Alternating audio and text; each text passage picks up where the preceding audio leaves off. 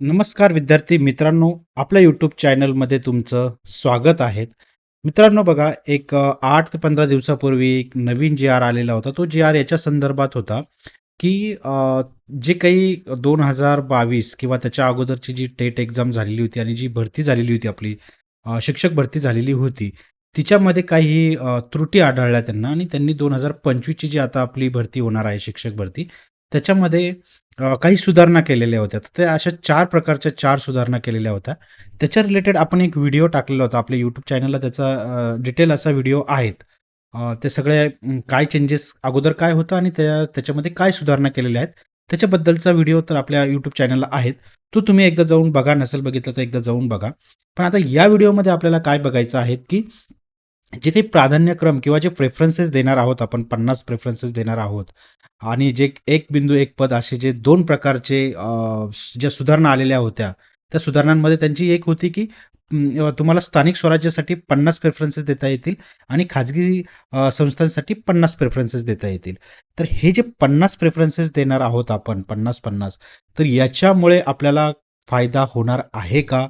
याच्यामुळे आपल्याला तोटा होणार आहे का? जर आपलं नुकसान होणार आहे, तर आपलं काय नुकसान होणार आहेत आणि त्याच्यासाठी आपल्याला काय काळजी घ्यायला लागणार आहेत? तर हे आपण या व्हिडिओच्या माध्यमातून बघणार आहोत. त्याच्या अगोदर जर तुम्ही कृपया चॅनलला सबस्क्राईब नसेल केलं, तर प्लीज सबस्क्राईब करा, जेणेकरून तुम्हाला आपल्या शिक्षक भरती संदर्भाच्या सगळ्या अपडेट्स योग्यरित्या मिळत राहतील. चला पुढे जाऊया. तर सगळ्यात पहिले आपण ह्या 2 पॉइंट्सवरती बोलणार आहोत, जे 2 त्यांनी चेंजेस केलेले आहेत, की प्राधान्यक्रम जे 50 त्यांनी दिलेले आहेत, की स्थानिक स्वराज्य संस्थेला 50 प्रेफरन्सेसच देता येतील आणि खाजगी संस्थेला पण 50 प्रेफरन्सेस देता येतील. तर 2022ला कसं होतं मित्रांनो, की आपल्याला अनलिमिटेड रेफरन्सेस होते. अनलिमिटेड होते. अनलिमिटेड प्रेफरन्सेस दिल्यामुळे काय होत होतं, की तुम्ही जेवढे तुम्हाला प्रेफरन्सेस अवेलेबल होत होते, त्या सगळ्यांना तुम्ही ते प्रेफरन्सेस देऊ शकत होते. मग त्याच्यानुसार जसं मेरिट लागत होतं, तसं तुम्हाला तिथले जागा अवेलेबल होत होत्या आणि खाजगीला पण तसंच होत होतं. पण आता त्यांनी याच्यावरती लिमिट का आणलं? त्यांचा काय उद्देश होता? आणि तो आपल्यासाठी फायद्याचा ठरतोय की तोट्याचा ठरतोय? आणि त्याच्यासाठी आपल्याला काय करायला लागणार आहे? ते आपण आता बघूया. आणि पुढचा एक जो त्यांनी चेंज केलाय, की 1 बिंदू 1 पद निवड. हे याच्यावरती मला काही ऑब्जेक्शन नाहीये, कारण हा एक मला चांगला पॉइंट वाटतोय. माझ्या पॉइंट ऑफ व्ह्यूने हा पॉइंट चांगला आहे, की 1 बिंदू 1 पद. याच्यासाठी का मित्रांनो का चांगला होतोय? बघा, जर सपोज मला 140 मार्क असतील, तुम्हाला जर 140 मार्क असतील आणि तुमचे जर 5 ठिकाणी सिलेक्शन झालेलं असेल, 5 ठिकाणी तुम्ही प्रेफरन्सेस दिले होते. त्याच्यामध्ये तुम्हाला 5 ठिकाणी तुमचं लागलंय, तर तुम्ही सिलेक्ट झालेला आहात. पण तुम्ही जर एकाच ठिकाणी गेलात, बरोबर? ऑफकोर्स एकाच ठिकाणी तुम्ही जाणार. तर ही जी 4 पदं होती, ती त्या भरतीसाठी तशीच राहून जात होती आणि आपल्या बाकीच्या मित्रांना तिथे चान्स भेटत नव्हता. आपल्याला मित्रांनो सगळ्यांना चान्स भेटायला पाहिजे, सगळ्यांना नोकरी लागायला पाहिजे. ज्याला कमी मार्क आहेत त्यालाही जॉब लागला पाहिजे, ज्याला चांगले मार्क आहेत त्याला तर लागणारच आहेत. पण ज्यांना कमी मार्क्स आहेत त्या विद्यार्थ्यांनाही जॉब लागला पाहिजे. आपल्या विद्यार्थ्यांचे बरेच वय होऊन गेले, संसार पाणी सांभाळून त्यांनी ह्या सगळ्या एक्झाम पास केलेल्या आहेत, त्यांना मार्क्स मिळाले आहेत आणि अशा गोष्टींमुळे जर ते पद रिक्त राहून जात आहेत आणि त्यांना जर जॉब लागत नाहीये, तर ती खूप दुर्दैवी गोष्ट समजावी. त्यांचं खूप मोठं नुकसान होतं, आयुष्याचं नुकसान होतं.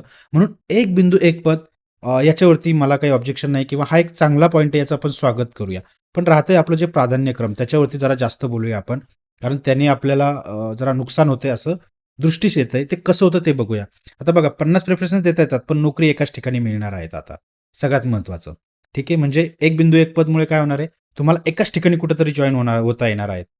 त्याच्यामुळे हे 50 प्रेफरन्सेस कसे त्याला प्रॉब्लेमॅटिक ठरताय ते बघूया.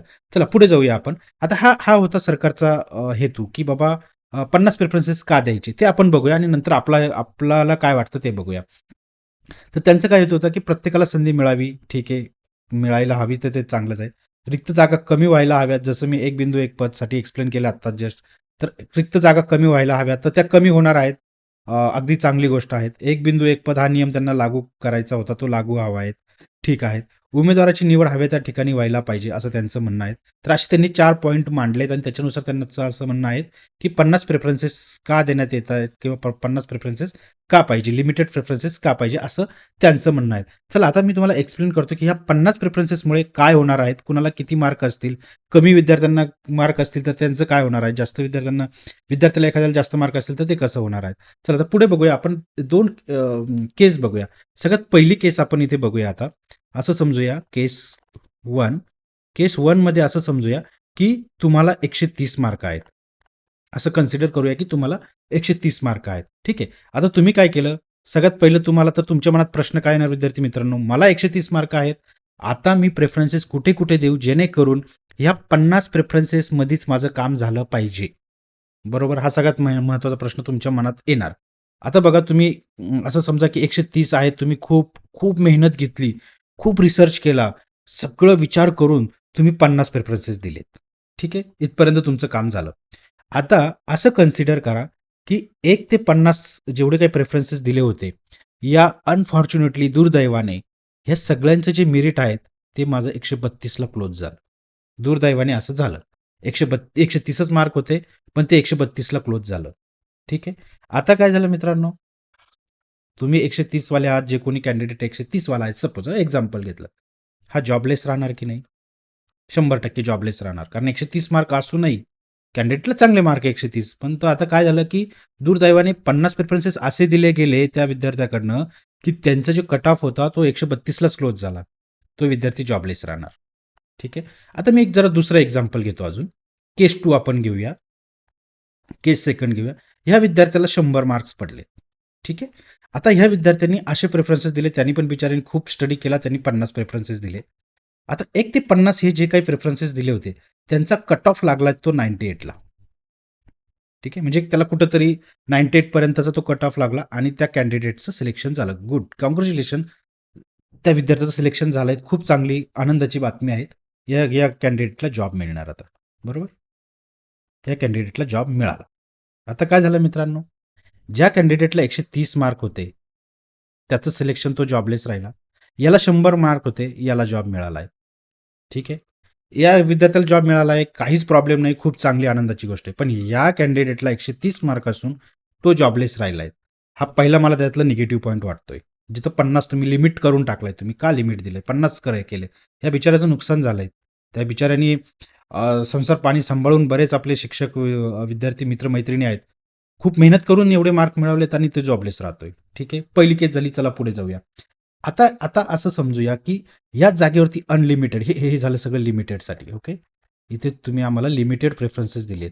आता असं समजा, की अनलिमिटेड असते तर, किंवा अनलिमिटेड आता आपण जर झाले तर काय होणार आहे विद्यार्थी मित्रांनो?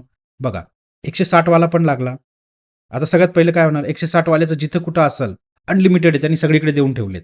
150 वाल्यांनी सगळीकडे देऊन ठेवलेत, अनलिमिटेड आहे, सगळीकडे देऊन ठेवले. ठीक आहे. 140 वाल्यांनी ते केलं, 130 वाला झाला, 120 वाला झाला, 110 वाला झाला, 100 वाला पण झाला. आता बघा, 160 वाल्याचं होऊन जाणार, कारण अनलिमिटेड आहे सगळीकडे, जिथं जिथं जागा होत्या तो लागून गेला. 150 वाला लागून गेला. सेम 140 वाला पण लागला, 130 वाला पण लागला, त्याच्यानंतर 120 वाला पण लागणार, 110 वाला पण लागणार आणि 100 वाला पण लागणार. का? कारण की तुमच्याकडे सगळे प्रेफरन्सेस होते. जिथं तुमच्या मार्कांनुसार, तुमच्या कॅटेगरीनुसार, तुमच्या प्रवर्गानुसार तुम्हाला तिथे जागा उपलब्ध झाली, तुमचे मार्क्स तिथे सफिशियंट आहेत, तुमचं सिलेक्शन झालं. That's it.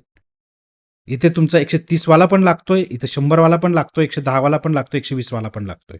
जशा जागा असतील त्यानुसार ते मेरिट येऊन तसं लागणार आहेत. म्हणजे इथं सगळ्यांना ओपन अपॉर्च्युनिटी आहे. पण इथे गेलात की इथं जर चुकले प्रेफरन्सेस, किती मार्क असू द्या, तर तिथे जॉबलेस राहणार माणूस आणि मग इथे नुकसान होणार विद्यार्थी मित्रांनो. बरोबर? का?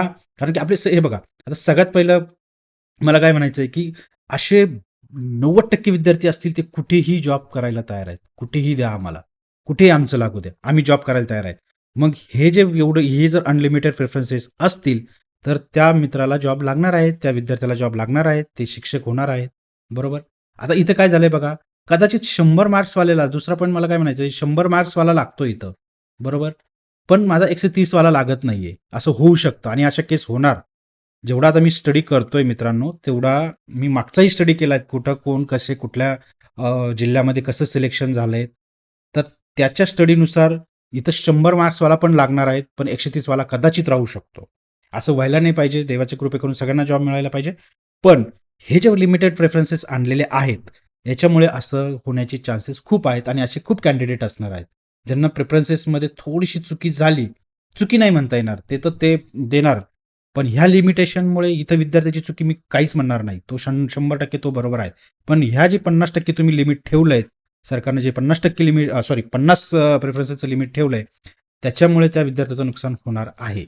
ठीक आहे. इथं 140 वाला पण लागणार आहे, 130 वाला. 140 प्लस ज्यांना मार्क आहेत ना मित्रांनो, त्यांना लागणार आहेत. त्यांच्या 50 प्रेफरन्सेसमध्ये त्यांना होणार आहेत त्यांचं काम. ते डाऊट नाही. ते तर कुणाला सांगायची गरज पण नाही. पण ज्यांना कमी मार्क्स आहे किंवा थोडेसेच मिडल रेंजमध्ये मार्क आहेत, त्यांना यावेळेस प्रॉब्लेम नक्की येऊ शकतो. बरोबर. त्याच्यानंतर आता असं बघा, की 50 रेफरन्सेस आहेत आणि ह्या 50 रेफरन्सेसमुळे तर त्याचा जॉब जाणार आहेत, त्याची अपॉर्च्युनिटी जाणार आहेत, ते दॅट इज फाईन. आता ह्या केस ना ह्याच्यामुळे दोन्ही ठिकाणी असं होणार आहेत बघा. जिथं स्वराज्य संस्था ज्या दिलेल्या आहेत, राईट? जिथं स्वराज्य संस्था आहेत, तिथेही ही केस होणार आहेत. हे जे आहेत ना, तिथेही ही केस होणार आहेत आणि खाजगीमध्ये पण तेच होणार आहेत. जर माझे स्वराज्य संस्थेलाही माझे प्रेफरन्सेस चुकले गेलेत किंवा अनफॉर्च्युनेटली मला तसं झालं, ही केस जर घडली, तर त्याचं स्वराज्य संस्थेला पण नाही होणार आणि खाजगीला पण नाही होणार. दोन्ही ठिकाणी त्याच्यासोबत असं होऊ शकतं. काही लोकांना ठीक आहे, स्वराज्य संस्थेमध्ये ते असं ही केस झाली, पण खाजगीमध्ये देताना ते झाले, तर ठीक आहे. पण त्याला खाजगीला जायचंच नव्हतं. त्याला स्वराज्य संस्थेलाच जायचं होतं, तर तेही येणार. तर खूप खूप सारे कॉम्प्लिकेशन्स या 50 याच्यामुळे 50 रेफरन्सेस लिमिटेशनमुळे होणार आहेत. खूप सारे माझ्याकडे पॉईंट्स आहेत, निगेटिव्ह पॉईंट्स याचे खूप सारे आहेत. पण मी फक्त थोडक्यात मांडलंय जेणेकरून मला आपल्या कॅन्डिडेटला कन्फ्यूज तर नाही करायचं, बिलकुल नाही करायचं आहे. फक्त त्यांना ते रिॲलिटी सांगायची आहेत, की बाबा लिमिटेड जे केलेलं आहे, त्याच्यामुळे आपला पण जॉबलेस होऊ शकतो मार्क असूनही पण अनलिमिटेड ठेवले गेले पाहिजे, जेणेकरून सगळ्यांना समान संधी भेटेल इथे. ठीक आहे मित्रांनो. तर कृपया आपण याच्यासाठी तर आपण बरेच प्रयत्न करत आहोत, की जे प्रेफरन्सेस आहेत ते तुम्ही लिमिटेड काढून अनलिमिटेड करा. जेणेकरून सगळ्यांना संधी मिळेल. त्याच्यासाठी खूप प्रयत्न चालू आहेत. आपल्याला यश मिळो अशी ईश्वरचरणी मी प्रार्थना करतो आणि सगळ्यांना जॉब मिळो हेच आपलं टार्गेट उद्देश राहणार आहेत. चला, तर पुढे आता आपण बघूया, की आपल्याला प्रेफरन्सेस देण्याची योग्य पद्धत कशी असायला पाहिजे आपली. ठीक आहे. म्हणजे कारण आता हे 50चं लिमिट्स तर त्यांनी ठेवलेलं आहेत. ठीक आहे, दॅट इज फाईन. पण आता ह्या 50 मध्ये पण आपल्याला 50 प्रेफरन्सेस दिल्यानंतर पण आपल्याला काय लागलं पाहिजे, की जॉब लागला पाहिजे. त्याच्यासाठी आपल्याला लागला पाहिजे आणि आपल्या बाकीच्या मित्रांनाही चान्स भेटला पाहिजे. तर त्याच्यासाठी आपल्याला सगळ्यात पहिलं आपण काय केलं पाहिजे, की संस्था कोणती काय करायचं ना, ते आपलं फिक्स करून घ्या तुम्हाला. तुम्हाला जर स्थानिक स्वराज्य संस्थेमध्ये तुम्हाला हवं असेल, तर त्याची प्रेफरन्सेस योग्य द्या. जर तुम्हाला खाजगीमध्येच करायचं असेल, तर स्थानिक स्वराज्याकडे जाऊच नका. ठीक आहे. पण मी तर सांगेल, की जा. कारण की काय होतं, की खाजगीमध्ये लागेल, नाही लागेल, तिथे पण कसं मेरिट असेल. पण तुमचं जर टार्गेट असं असेल काही विद्यार्थ्यांचं, की नाही मला खाजगीमध्ये आणि या पर्टिक्युलर संस्थेतच करायचं, तर पण चान्स घेऊ नका. कारण की आता कसं आहे, की जर तुमचं इथे नाही झालं, ह्यावेळेस जर नाही झालं ह्या टेटच्या मार्कावरती, तर तुम्हाला नवीन एक्झाम द्यायला लागणार आहे मित्रांनो. आणि परत मार्क पाडून आणि परत मेरिटमध्ये जायला लागणार आहे. त्याच्यामुळे एकदा ठरवा तुम्हाला, की कुठे काय करायचं आहे, स्थानिक स्वराज्य घ्यायची की खाजगी घ्यायची. त्यानुसार तुम्ही ठरवा, चांगला विचार करा. दुसरं आहे, की तुम्हाला कोणत्या गटात करायचं आहे. तुम्ही परफेक्ट ठरवून घ्या. तुम्हाला गट 1 ते 5 मध्ये इंटरेस्ट आहे, गट 6 ते 8 मध्ये आहेत, 9 ते 10 मध्ये आहेत, की 11 ते 12 मध्ये आहेत. ते तुम्ही ठरवून घ्या आणि त्याच्यानुसार प्रेफरन्सेस भरा. ठीक आहे. जर तुम्हाला 1 ते 5 मध्ये करायचंच नाहीये, तर प्रेफरन्सेस भरूच नका तिथे.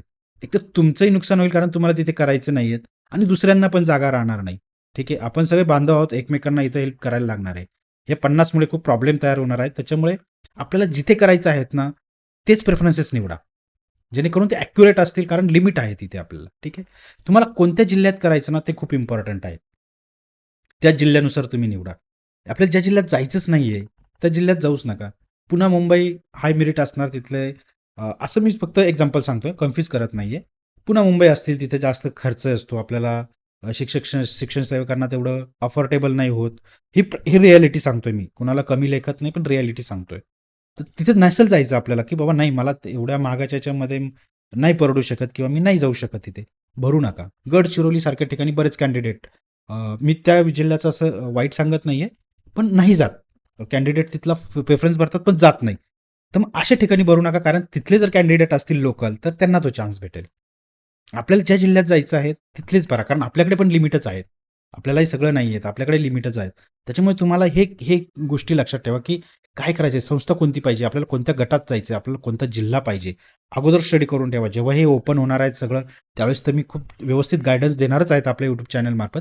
पण आत्ताही तुम्ही तुमचा स्वतःचा विचार करून ठेवा, की आपल्याला किती मार्क्स आहेत, आपलं कुठली कॅटेगरी आहेत, आपल्या कुठल्या प्रवर्गानुसार जायचं आहे, कुठला गट आहेत, आपल्याला कुठले जिल्हे आपल्याला बघायचे आहेत. सगळं आत्ता स्टडी करून ठेवा मित्रांनो. ठीक आहे. तर यानुसार प्रेफरन्स तुम्ही स्टडी करून ठेवा. आता बघा, लक्षात ठेवा 2-4 गोष्टी, की प्रेफरन्स देताना ना भावनेचा विचार नका करू. प्रॅक्टिकल विचार करा. ठीक आहे. भावनेचा विचार नाही करायचा, प्रॅक्टिकल विचार करा. तुम्ही त्या जिल्ह्यात जाणार आहेत. बरेच विद्यार्थी असे ते कुठेही जायला तयार आहेत. ज्यांची अशी तयारी असेल ना मित्रांनो, कुठेही जाणार, मला कुठेही लागू द्या. त्यांनीच बघा की कुठल्या जिल्ह्यातून आपल्याला जायचं आहे, कुठे कमी मेरिट लागतं. मागचे जे काही जे PDF आहेत 2022 वगैरे त्याच्यात स्टडी करा. कुठे कमी मेरिट लागलेलं आहे, काय आहेत, थोडासा स्टडी करा आणि त्यानुसार जा. ठीक आहे. भावनिक होऊ नका इथे. आपला आयुष्याचा प्रश्न आहे. ठीक आहे. जिथे जाणार आहेत, जिथे जॉइन करणार आहेत, ते सगळ्यात पहिले प्रेफरन्सेस द्या. ठीक आहे. एक बिंदू, एक पद आहेत हे नेहमी लक्षात ठेवा आता यावेळेस. कारण तुमचं जिथे सिलेक्शन झालेलं आहे, तिथे जर तुम्ही जॉइन नाही झाला, तर तुमचा जॉब गेला. तुम्हाला नंतर चान्स नाही. तुम्हाला जर परत तुम्हाला जर मिळवायचा असेल जॉब, तर तुम्हाला परत टेट एक्झाम द्यायला लागणार आहे विद्यार्थी मित्रांनो. त्याच्यामुळे हे लक्षात ठेवा. एक बिंदू, एक पद आहेत. त्याच्यामुळे विचार करायचा आणि त्यानुसारच प्रेफरन्सेस द्यायचे. ठीक आहे. तुमचं ज्या गटासाठी इंटरेस्ट आहेत ना, तिथेच भरा. ठीक आहे. तर ह्या गोष्टी थोड्याशा लक्षात ठेवा. याचा विचार करा. तुम्हाला अजूनही काही क्वेश्चन्स असतील, कन्फ्युजन असेल, काही माहिती हवी असेल, तर कमेंट बॉक्समध्ये नक्की टाका. आपण त्यानुसार माहिती देण्याचा प्रयत्न करूया. धन्यवाद विद्यार्थी मित्रांनो. आपल्या चॅनलला सबस्क्राईब करून ठेवा, जेणेकरून तुम्हाला नवनवीन अपडेट्स मिळत राहतील.